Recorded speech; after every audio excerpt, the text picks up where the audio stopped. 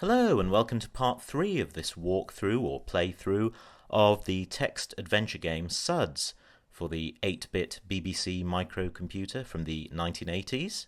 Perhaps it might be instructive to have a look at the area and the locations that we've explored so far. So this is the map that I've made of the adventure Suds, and we started here in the kitchen, as you can see, and we've explored the house, all the dark brown rooms here, and then we exited from the hallway into the farmyard, and there's a little 1, 2, 3, 4, 5, 6, 7, 8, 9 room maze, I suppose you could call it, farmyard maze in light brown. Then we moved west onto the east-west road where we stoned a crow. We continued moving west, and we're actually now here on the box I've labelled East-West Road Trees. An East-West Road fringed with trees. And as you can see, we are indeed fringed with trees, the green boxes either side of the road. And there's lots of them because it's another maze. In 2 parts, actually. So you could say there were 3 mazes in this first part of this game, Suds, which is quite a lot and quite tricky to navigate. So I'm very glad the location command exists. So anyway, that's the map that I made to help me along my way. Let's continue with the game itself. I was going to drop some objects so that I wouldn't hit the carried objects limit. I think we can drop the key. That was the house key, the key to the front door. We don't need that anymore. The needle, which we picked the lock with, we don't need that anymore. And we can drop the peg, which we just needed to cover our nose with. You wouldn't know that in advance if you were playing the game for the first time, but I do because I'm using a walkthrough, and I play the game, of course. And what are we going to do next? We're going to go south. This is the maze, south of the road. You're in the woods, exits north, south, east, and west, which simply means that there's exits in all directions, and you have to just do your best. South again, and we're in the woods again. I mean, obviously, if I type location, this is 53. If we go east, you're still in the woods. Exits north, south, east, and west. I'm a bit browned off with all these trees. Holy, holy, ho. But obviously now, if you type location, you're at location 38. So it's a different room in the maze. And you didn't just go back to the same room. Which is handy. And that's how I mapped this wood or tree maze using the location command to save time. We go east again, we go south, and we're at the base of a giant oak tree. Visible paths north, south, east, and west, as usual. What do we do with a tree? It's very interesting. Can we enter the tree? Is it major oak? In Nottingham, no, it's not. So eventually we work out that we have to climb the tree. You're at the top of the tree. You can hardly see for the leaves. Exits north, south, east, west, and down. Yes, leaves are mentioned. This is the other thing to note about text adventure games generally. If any object is specifically mentioned by name, you probably want to try to investigate it. Even though, in this particular game, whenever you examine an object, it seems more often than not to say it's not of interest, even when it is, which isn't very helpful. But nevertheless, you can't omit to examine every likely-looking object, because otherwise you might miss something like this. Examine leaves. There is a herring here. It's not a red herring. Yet. Hint, hint, it's a herring. Let's get the herring. I mean, it's a very strange object to find up a tree, but then this is a very whimsical and strange adventure altogether. But we've got the object. We've got the herring. And what we could do now is save our position, which I think I will do, because I know that something bad could happen if I don't. Because what I am going to try to do is move in a direction. We're at the top of the tree. If I try to move west, thump, you plunge from the tree. Suff the gamekeeper finds you and, muttering to himself, carts you back to the road. Suff the gamekeeper. Suff? Is that a pun or a joke? I'm not sure. Was it a pun on the name of the actual gamekeeper in in Emmerdale Farm, the soap opera? I don't know. But he's carted me back to the road. You're on an east-west road fringed by trees. And we are indeed in the place where we dropped all our objects. So that's odd, isn't it? But that's what happens if you try and move from the tree. Of course, I presume it means, as it says, you fell off the tree, essentially. And you were carted away by the gamekeeper. Which is nice of him. But it's a little bit annoying. So I'm going to rewind and go back to the top of the tree, pretend we never fell out of it, and instead just go back down. I don't know if I really needed to do that, but just to be on the safe side, I'll try not to incur more damage than is necessary. I'm going to go west from here, west again, and if I just check my location and check the map here, I'm going to save my location again, because something bad could happen again. Lots of perils, lots of dangers in this adventure game, as in most adventure games. And what I've done there is save my position just before going north. You're in a ploughed field. Exits north, south, east and west. In the far corner, a bull sharpens its horns. You can also see a pigskin wallet. Snort, bellow. Oh no! Why are you carrying that red rag? Here comes the bull, and thud! You're flying through the air. Kaplop! You've landed back in the woods. So there was another peril or trap that I fell into.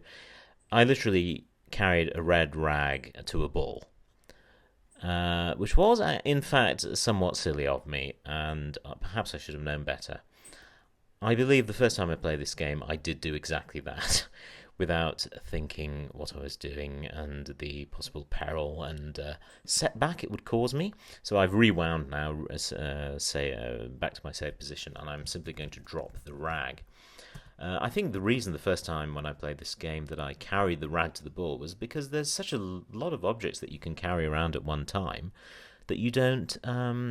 it's not easy to know what's going to cause you problems because you can forget. Of course, that's the whole point. That's the challenge. Anyway, we can now go north in safety.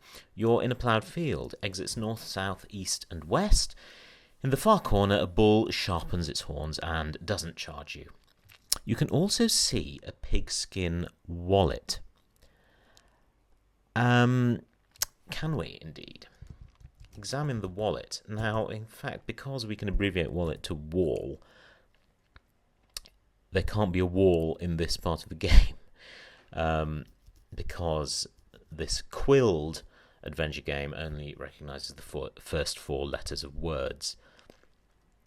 And we can't disambiguate wall from wallet with just four letters. So we said examine wallet, and we get the response, it's very fat, which we presume means that there's a lot of money in it. But when we get the wallet, we're told, oink, you can't do that. The pig's still in it, and he's very angry. So what's happened is, it's a literal pigskin wallet, in the sense that... well, I don't know in what sense really, but there's a pig in it.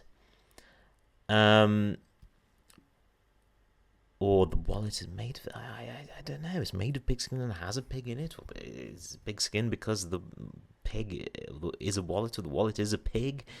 It's very odd. But clearly something needs to be done. He's very angry, but I believe that may in fact be a typo for he's very hungry, because you can do this. You can feed the pig, and the pig happily munches your tuna and banana pizza and ambles lazily off. And the point was to get rid of the pig so that we can get the wallet. And how fair or easy or sensible that puzzle was, I don't know, or how guessable it was, how solvable it was, I'm not sure. How fair it was, really, is what I'm trying to get at. I don't know. It's a pigskin wallet with a pig in it. What's he meant to do? Where's the logic? He's angry. Yes, pacify him with food. I suppose you could get there eventually. What else would the pizza be for? In any case, we did what we were supposed to do, and we can now get the wallet. No, we can't get the wallet.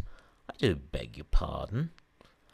I think that just upped our score, and we don't, in fact, need to do this to finish the adventure, as the walkthrough says explicitly. So that was all for no reason.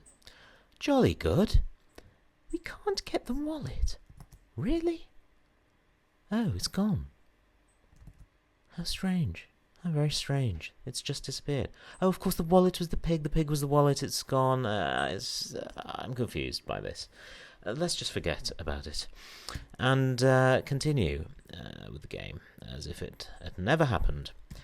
Let's go west. You're standing in a very muddy field. To the south is the Emeroyd Agricultural College. Other exits are north, east, and west.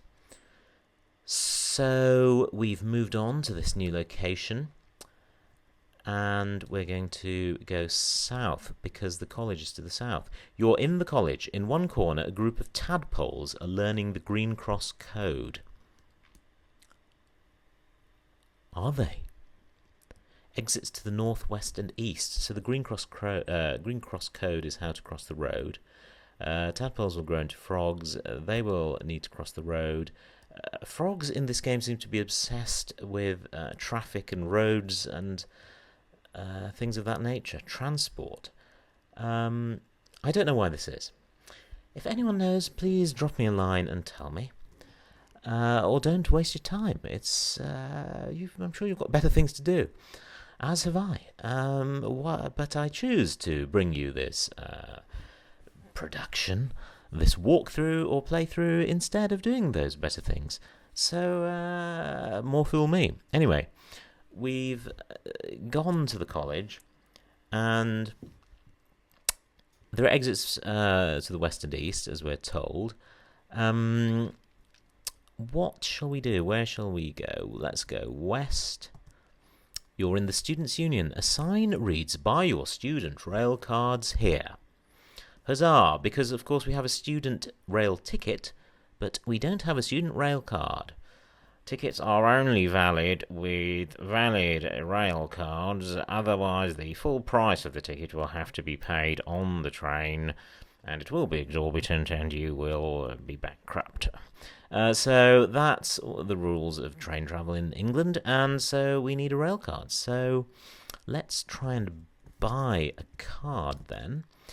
Oh, but we've got no photo for the pass, we are told by some disembodied voice in the Students' Union. So, do we have anything that might help to get a photo? Well, we have money, but we have no means of acquiring a photo. Or do we? Let's go back east. And east again. You're in a photo booth. There's a coin slot. The curtained exit is to the west. So, we do have a means of getting a photo, after all. What we're going to do is insert a coin in the slot, even though we don't know exactly what this money is, what denominations it's in. Apparently we have a coin, and we're meant to know that. So we can insert coin, out pops a photo of yourself. Yuck, what an ugly mug. Again, it's a very insulting game, and getting increasingly annoyed with it. Might have to do some damage to it. That won't achieve anything. Right, forget all that. Right, get the photo. I examine everything, even though I know most things appear not to be of interest according to the game, even though they are. And we can now go back to the Students' Union, and we can buy the card.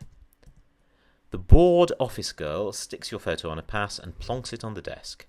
Let's examine the pass just for the heck of it. No, let's just get the pass then. Oh, it's not there. I don't have it.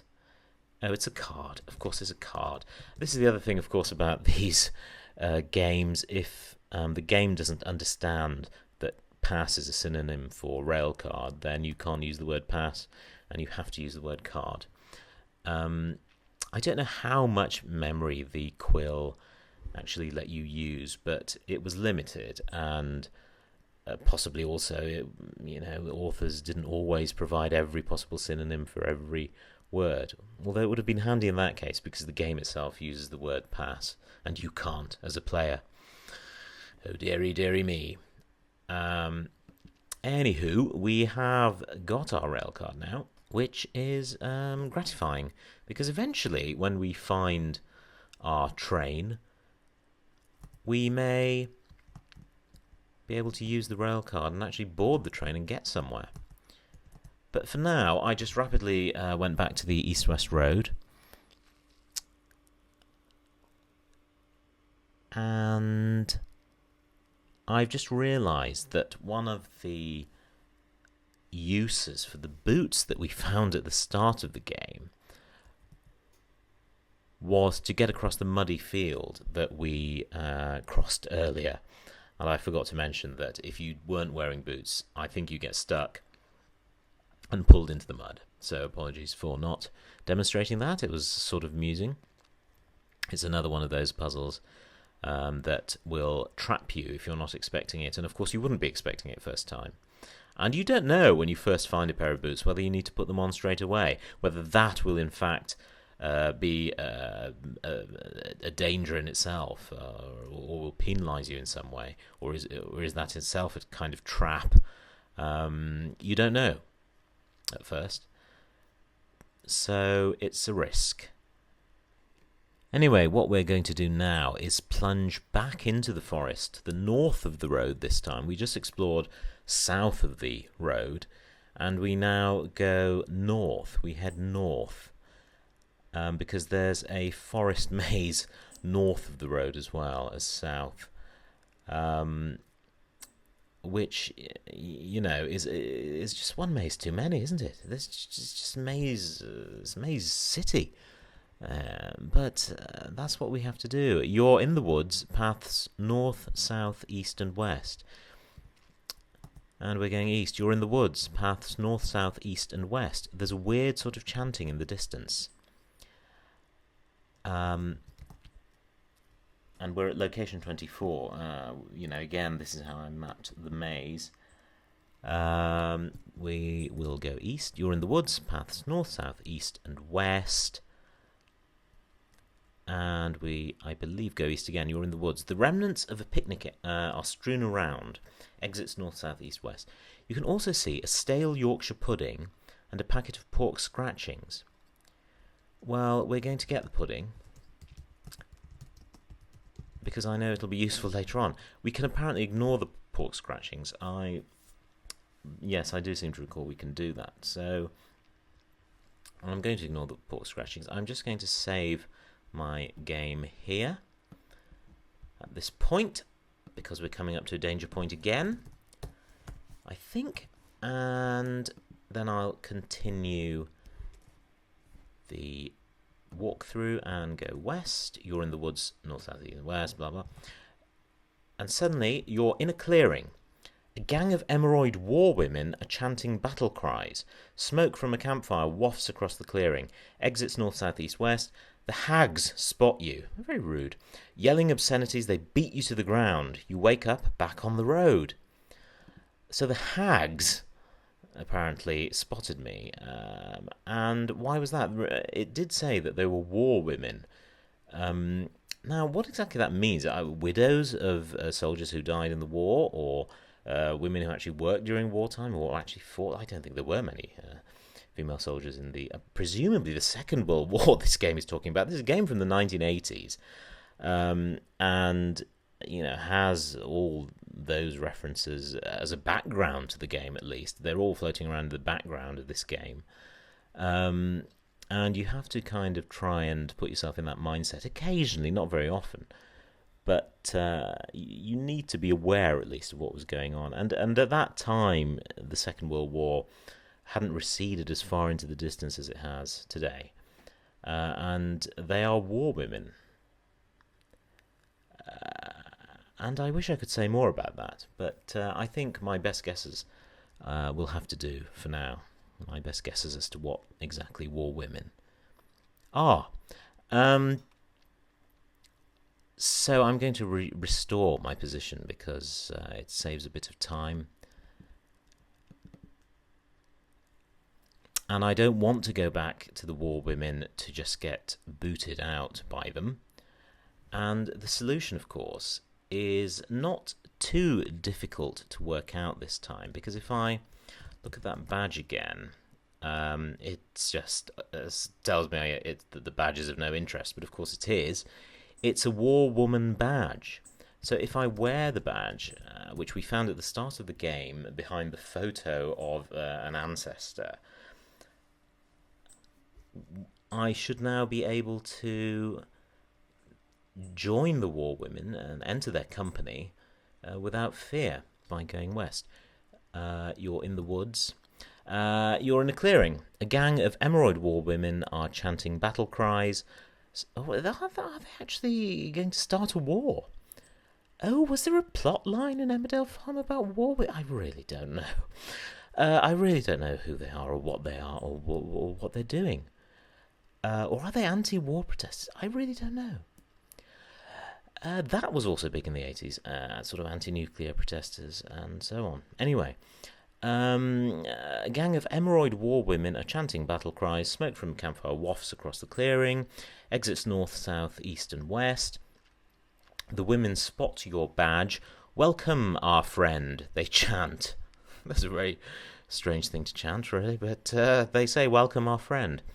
Can I say anything to them? Hello? Shut up. Again, you can't say anything in this game. It's very rude. Apparently we scored points for wearing the badge. I haven't really been keeping track of the score because you don't need to get a full score in this game to progress. And in fact, you can move from part 1 of this game to part 2 and 3 and 4, and at the end of each part that you complete, you don't need to have a full score because the next part doesn't keep track of your score. It's as if you start from scratch. Each part of the game, it's a fresh start. And you can cheat by just going to the end of the game or skipping parts of the game if you don't like them or get stuck, which is actually handy. You know, you can see more of the game than you would otherwise if it was one monolithic game from start to finish that you had to do in order. So I know, because I've played the game before, that there's something we can do here. There's a fire, a campfire, and we have a herring, which is a mere herring at this moment in time. What can you do with a herring in a fire? You can smoke it. You can smoke the herring, and you now have a red herring.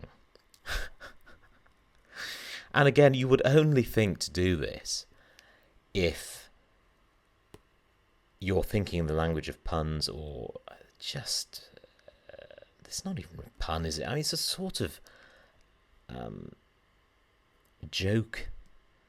It's a pun-like joke. And you turn the herring into a red herring, and that does come in useful later on, although the situation in which you use it is such a bizarre situation and such an unlikely solution to a puzzle. But that's to come, so all in good time. We shall continue with the game and go west from the clearing. You are in a clearing, another clearing, outside the United States Air Force chewing gum recycling plant. Exits north, south, east and west. There are US military sites in England. Did they appear on Emmerdale Farm, the soap opera? I don't know, but one military-esque plant appears in this game. I say military-esque because it's somehow related to chewing gum, this United States Air Force plant, and that's bizarre. And what the connection is, I don't know, beyond the fact that Americans like chewing gum. I've no idea. I mean, that it's odd, decidedly odd. But we persist because there's nothing else to do. And you know, when you play the game for the first time, you don't know exactly what's going on and what you're supposed to be doing here. And we now go north, I believe. You're at the gates of the chewing gum plant. A solitary guard eyes you warily. To the north is the plant, to the south a clearing. And what I might do is save my position again. And what I'm going to demonstrate is that there's a certain thing you need to be carrying to get past this guard. And it's the worm. And I'm going to go north. And I know you're a bit confused and wondering why on earth a worm would get you past a guard. All will become clear. You're in the chewing gum plant, exit south and... Oh, wait a minute. That didn't work at all. Oh, I see. I'll get the worm. I'll go south and I'll drop it here instead. Then I'll go back north. Back to the gates of the chewing gum plant. A solitary guard is here, eyeing me warily, and I'll attempt to go in. The guard bars your way. There is no way you're going to get past him without identification. And the worm was that identification. And yes, there we are. When we go north carrying the worm, the guard spots the lively worm you're carrying and says, "Ah, Wrigley's," he says. "You may pass." It's a wriggly worm. I simply have to apologise on behalf of the author and say I didn't write the game. I didn't write the game. And there's some chewing gum here, and we can apparently ignore this and continue east. Obviously, there's chewing gum in a chewing gum plant, but we're going to go east instead in the plant, and you're in the compound outside the gum plant. There is a pool of liquid cement here. Way out is to the west. You can also see cement. Let's examine that. Let's get it. You fill your bucket with the gooey cement. Phew, that's heavy. I don't think the weight of the cement actually affects the number of items you can carry, but it's just another object that you are carrying, and that will simply add one to the inventory list, and you can't go over a certain set number of items. But we've managed to get the cement, and that's all well and good. I quickly exited the factory, ran through the forest, and returned to the road. And I'm at the moment carrying that bucket of cement. I'm going to drop the bucket here for the moment to demonstrate that there's another puzzle here, because if I go west, you're on an east-west road. You can also see members of your family. They have been resurrected to help the ratings. Kind of amusing. But if we try to proceed, because we've done everything we need to do in the forest, if we try to proceed, we're told, your relations won't let you pass. You're not going to spoil the ratings now, they cry. I think the conceit here is that up to now you've been exploring the area known as Emmerdale Farm, or the area in which the set of the soap opera Emeroyd Farm, I should say. It's very confusing getting these names straight. Is located, and now you're trying to leave. You, the actor Jackie Hayrick, are trying to leave, and the actors playing your family don't want you to go because they want to maintain the good ratings of the soap. Oh my god! I mean, there's no need to keep the story straight. The story itself isn't really the point, although it does confuse things in an already very confusing game. So they won't let you pass. You cannot go west beyond this point, unless you go back and get the bucket and return to the family, your actor, and go west now. And you still can't, even though you're carrying the bucket of cement. And you might think, what on earth has a bucket of cement got to do with getting past members of your family? Well, there's the obvious, isn't there? You can get them stuck in the cement. But how do you do that? How, indeed, do you do that? Do you say pour cement? You've cemented your relations. They're no problem now. And again, it's another pun. I mean, you don't necessarily need to realise it's a pun, because you can simply think that you need to pour the cement to get them stuck there. But of course it helps, because it's not the first thing you'd think of, is it? To pour cement to get people stuck in it in order to get past them. It's a rather cruel punishment for people who are merely trying to earn a living. But that's what you're meant to think of. And of course it relies on the pun cementing your relations. Or cementing relations. So you cement relations, and then you can, with impunity, go west. And you're on the edge of the village. The road runs from west to east. So let's have a quick look at where we've been so far. So here is the map that I've made of this game. This is the farmyard. We've seen all that. Here's the road, and here's the woods maze.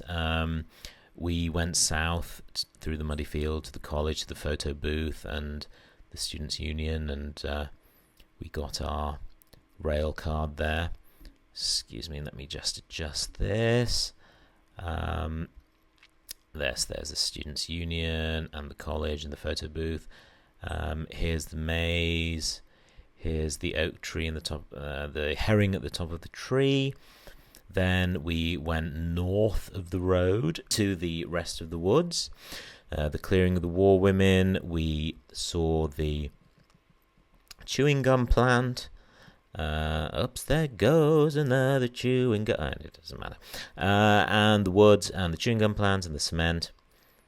And we got past our family by cementing them, and we're now at the edge of the village. That's the progress we've made so far. So let's carry on into the village by going west. You're in the village square. To the south is an oldie-worldy plastic pub. To the north, a quaint church. Roads run east and west. Plastic there, a reference to the set, because the pub is in fact a set rather than a real pub, or just the fact that tourist pubs are all plasticky and fake. Anyway, let's try going into the pub, because of course, that's what we'd naturally do, isn't it? I suppose, as a character on an Emeroyd farm, or even if we're an actor trying to leave, we'd just go to the pub instead of doing anything useful. You're in the pub. Amok Beerbelly, the belligerent landlord, stands at the door. There's a bar serving flat ale. The exit is to the north. Flat ale is one of the many stereotypes about Yorkshire people and Yorkshire generally that litters this game, this first part of Suds. But that's the humour, and those are the jokes. Deal with it. Who is Amok Beerbelly, though? Well, I didn't know who he was, really, although I had heard of the character Amos Brearley from the actual soap Emmerdale Farm, and here he is on Wikipedia in all his glory. Amos Brearley is a fictional character in the ITV soap opera Emmerdale. Blah, blah, blah. He's one of the longest... the 8th longest running character in the history of the show. Anyway, I don't know if that's interesting. But he does indeed run the pub in the soap opera. And what's of interest here, what's relevant to the game, is this line in Storylines: Amos was Beckendale's local gossip. That is possibly of relevance, and it's one occasion where knowledge of the soap might actually help you with this game. Anyway, what happens here is that Amok, as he's known in Suds, presents a bit of a problem. But first of all, let's get drunk. Let's buy beer. A pint of muddy old flatulence is slopped onto the bar. Well, we seem to have drifted into the realm of the Carry On film, but never mind. We drink the beer. Struth. It's horrid, but it puts muscles on your muscles. Good, I think. I guess. Now, there's really not much you can do. Not much else you can do here. Can we buy another beer? I better not try buying another beer, just in case I lose all my money. Although I could save state and try that, I suppose. Yes, in the interest of science, let's do that. Let me buy beer again. I just want to examine it and see if it's of any interest. No, it's of no interest at all. I'm going to immediately rewind and undo that because it was of no use. Right, so we bought a beer and we drank the beer and it made us strong. However, we're not quite strong enough because if we try to leave, Amok bars your way. You're not leaving here until I know what you're up to, he growls. Amok or Amok or Amok, I don't know how you're meant to pronounce that. You're not leaving here until I know what you're up to, he growls. So, the problem here, of course, is that you can't just barge your way past him.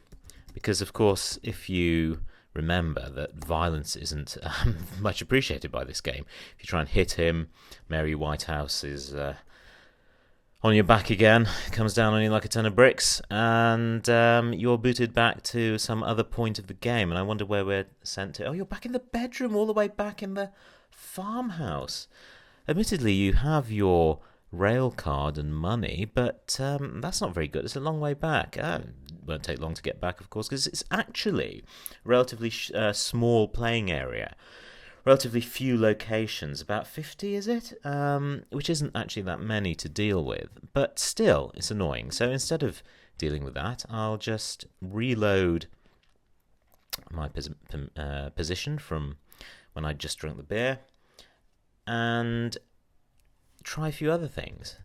Talk. Of course, you can't talk to Amok because, first of all, that's 3 words and the parser only understands 2. And secondly, it always says shut up when you try and talk to someone. You can't barge your way past him, you can't force your way past him, you can't use force, you can't use speech. What on earth are you to do? Well, this is why I mentioned the fact that the character in the actual soap opera is apparently a bit of a gossip. I've never watched the show, so I don't know, but he's a bit of a gossip. And how can we indulge that need of his for gossip without being able to speak to him? Well, we can feed him something that might be called gossip. We can give him the herring, can't we? Because a red herring is, in a sense, a sort of gossip. You know, it's a bit of misinformation, let's say. So you say, give herring. Old Beerbelly always falls for a red herring. He lets you stagger out into the village square. Thanks. That was very intuitive, wasn't it? No. But that's what you have to do, and I believe that increased your score. Out of interest, let's see what our score actually is. It's now 73, not bad. I think you can score 100 points, but as I said before, you don't actually need to. You're penalised for getting things wrong or not doing all the optional tasks like freeing the pig from the wallet or whatever the hell that puzzle was. But we're doing fairly well. So, yes, you can score 100, you don't have to. You just need to end the game. So let's do that now. Let's do that. We've been playing for far too long. Let's carry on and just finish now, shall we, for goodness sake? Yes? I won't try your patience any longer. You're in the village square. To the south is an old world plastic pub. Yes, we've just been here. And we haven't tried going north, so let's try going north now. No, let's not try doing that. Sorry. Let's save again. There's a number of little situations that are coming together thick and fast here because we're approaching the end game. And what I want to show you is that if you, instead of going north into the church, if you go west, this is what happens. You're on the station approach, which runs east-west. The mad vicar bars your path. No ungodly person will pass me, he vows. With a demonic chuckle, he kicks you back into the village square. Now, this is not ideal. He won't let us pass, and we need to pass, because really, the church to the north of the square and whatever's to the west of the square are the only areas we haven't explored yet. So we do need to get past the vicar, because we need to find a train. And presumably we're getting near a train because we're in a village now. We've left the set of Emmerdale or Emeroyd Farm. We're nearing a sort of urban, not urban, but, you know, a kind of centre of population. So there should be a station around here. But we need to get past this vicar probably to find it. How are we to do this? He seems almost satanic, vicar, not a very nice man, and yet he insists on godliness. So there's a paradox for you. But he says we're ungodly. What exactly does he mean? Now, when I first played this, I thought it was because we drank the beer. Because we drunk the beer. I thought that's what he was disapproving of. And I believe I rewound the game to a point before I drank the beer and tried to get past him then, but it didn't work. So what are we to make of this? I was going to make a joke about religion there, but I won't. I don't want to be banned from the internet. Right, let's go north into the church, because that's our only other option at this point. Greetings, my child, says no one in particular. You're in the nave of the church. The door is to the south. There are some steps leading down. Interesting, I suppose. Let's go down and see what we can do, because there's really nothing much to do here in the nave of the church. So let's go down. You're in a very musty crypt. The cobwebbed parish register is chained to a wooden desk. Steps lead up. So let's have a look at this old register, shall we? Not much used. Clearly the whole village is very ungodly. It doesn't seem to be... Aha! A passport falls out of the register. Sounds interesting. Why we need a passport to get to London, I'm not sure. We can't examine it. Let's get it. Can we read it? No, we can't. We don't really know what this passport is about, which is another frustration of the game, really, that you can't examine objects, but I've said that enough times already. So we've got a passport which fell out of a register, a musty, cobwebbed register. We can't get the register itself because it's chained to a desk. Can we examine the desk for further information? No. So let's just go back up. Is there anything that would help us get past a vicar who accuses us of being ungodly? Well, yes, there is one thing you might think of doing, which is to pray. That's much better. The vicar will be pleased. And that's what you had to do. I don't know if Neil would have worked as well. No, it doesn't understand. Okay, never mind. Let's leave the church. Let's go west, having prayed for our soul. And we are told simply that you're on the station approach, which runs east-west. So we shall head west again, because we haven't been here before. You're on the station approach. There is a gate to the west. Other exits are north and east. Now, let's try going north, because I happen to know that if you go west... Let's, in fact, have a look. If we go west, it says you're at the ticket barrier. Watching you is a railway guard. The platform is to the west. The road is to the east. Let's save our position quickly. Let's save our position, because I want to show you what happens if I try to move past this point. So we're finally... we found a station, haven't we? We found the train station. And we want to try and get on the train. But the guard suspiciously examines your ticket and rail card. Reluctantly, he lets you pass. I didn't expect that to happen, actually. You're on the platform. The exit is to the east. A decrepit, wheezing diesel train stands at the platform. A surly immigration officer stands by. The immigration officer says you can't enter Lancashire without a visa. he kicks you off the platform. Yes, that's what I was expecting.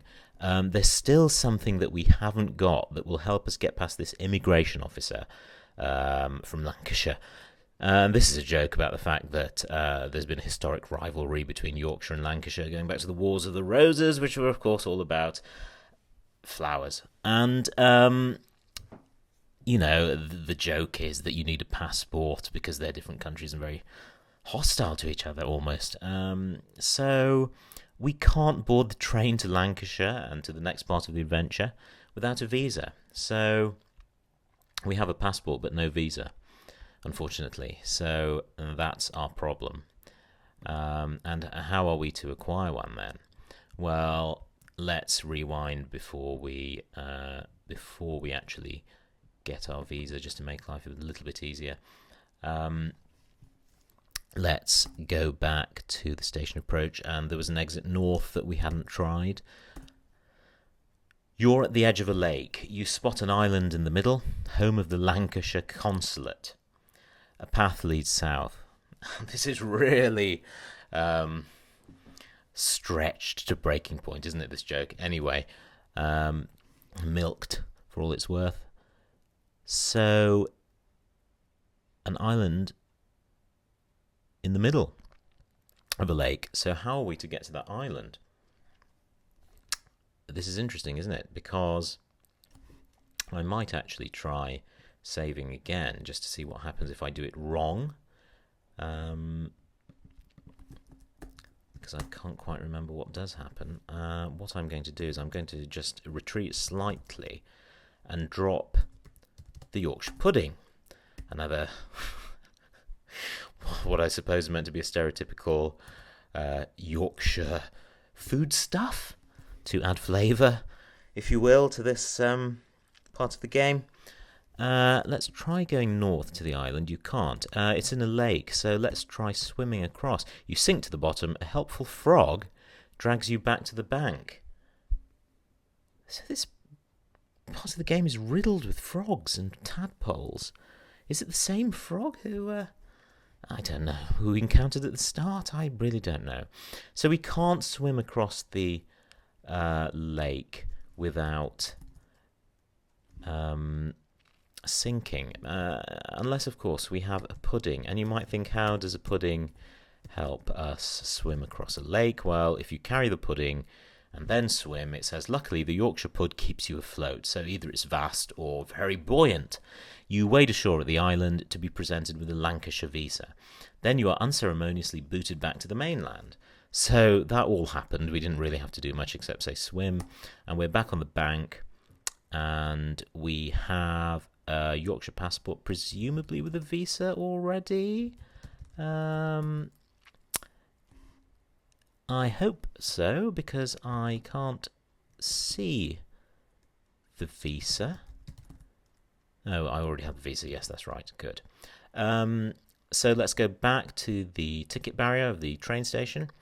Go past the railway guard, who examines the ticket and the rail card and lets us pass.